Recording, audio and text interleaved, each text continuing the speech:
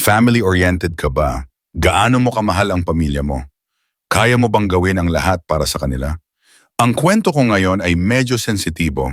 Ito ang kwento ng isang anak na minasakar ang kanyang sariling pamilya upang makuha ang mana. Si Seth Gonzalez ay ipinanganak noong September 16, 1980 sa Baguio City. Ang kanyang ama, si Teddy Gonzalez, ay isang abogado at ang kanyang ina, si Loiva, ay isang housewife. Si Seth ay may isang kapatid na babae na nagngangalang Claudine. Ang magkapatid ay mula sa isang prominenteng pamilya. Sa katunayan, ang kanilang ama na si Teddy ay nagmamay-ari ng isang hotel sa Baguio. Ngunit literal na gumuho ang negosyo ng kanilang pamilya nang magkaroon ng malakas na lindol sa Baguio noong July 16, 1990. Ang lindol na ito ay kilala sa tawag na 1990 Luzon Earthquake at kumitil ng mahigit 1,000 buhay noong panahong iyon. Isa si Seth sa mga naipit sa gumuhong hotel. Umiiyak siyang humihingi ng tulong at ang kanyang ama na si Teddy ay hindi nagdalawang isip na pumasok sa gumuhong gusali upang sagipin ang kanyang anak. Dahil sa trahedyang iyon, nagpasya ang pamilya Gonzalez na manirahan sa ibang bansa at magsimulang muli. Sa Sydney, Bahanom, Australia, napili nilang manirahan kung saan nakatira rin ang mga kamag-anak ni Loiva. Doon nagtayo si Teddy ng isang law firm at dahil sa kanyang kasipagan, naging matagumpay ang negosyo ng pamilya Gonzalez. Doon na rin nag-aral ang magkapatid. Katoliko ang pamilya ni Seth at kilala ang kanilang mga magulang sa pagiging istrikto. Mataas ang inaasahan nila sa kanilang mga anak. Si Claudine nga ay napilitang lumipat ng paaralan dahil ayaw ng kanyang mga magulang sa kanyang karelasyon. Gusto nilang makatapos muna siya bago pumasok sa isang seryosong relasyon.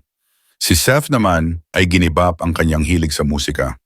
Gusto kasi ng ina na maging doktor siya, ngunit bigo siyang makakuha ng mataas na marka. Sinubukan din niyang mag-aral ng abogasya, ngunit palagi siyang bumabagsak sa mga asignatura, halos mapatalsik na siya sa kanyang paaralan. Ano nga ba ang nagtulak kay Seth upang i-massacre ang kanyang pamilya? Isa sa mga sinasabing dahilan ay ang pagsusumbong ni Claudine sa kanilang mga magulang tungkol sa mababang grades ni Seth. Nang malaman ito ng kanilang mga magulang, nagbanta silang tatanggalan siya ng mana at babawiin ang kanyang mamahaling sasakyan. Madalas din umanong isumbong ni Claudine sa kanilang mga magulang ang pagiging bedwetter ni Seth o ang madalas na pag-ihi sa kama.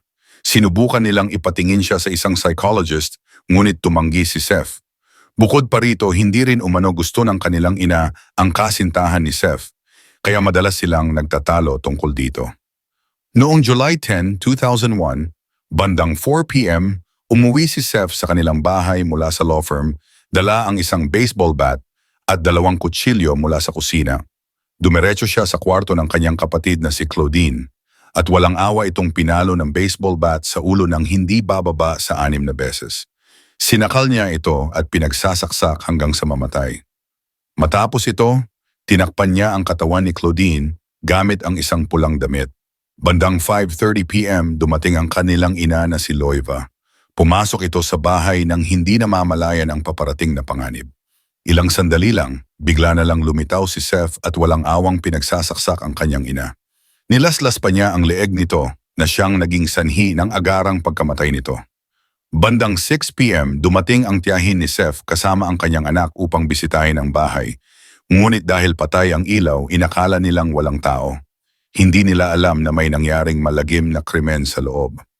Bandang 6:50 p.m. dumating na rin si Teddy, dala ang kanyang briefcase. Pagpasok niya sa bahay, agad siyang sinunggaban ng kanyang anak at walang awang pinagsasaksak. Bagamat nanlaban si Teddy, huli na ang lahat. Sa dami ng tinamong saksak, tuluyan siyang binawian ng buhay. Matapos ang karumal-dumal na pagpatay, binuksan ni Seth ang briefcase ng kanyang ama at ginulo ang mga laman nito upang magmukhang isang pagnanakaw. Naglinis si Seth, naligo upang mahugasan ang dugo sa kanyang katawan at nagbihis. Matapos nito, nag-spray pa siya ng F of Asians sa pader upang palabasing isang hate crime ang naganap. Sinira rin niya ang bintana upang gawing diversionary tactic. Matapos gawin ang krimen, umalis siya ng bahay, dala ang damit at sapatos na ginamit sa pagpatay. Nagpunta siya sa bahay ng isang kaibigan at nagyayang kumain at maglaro sa isang video game arcade.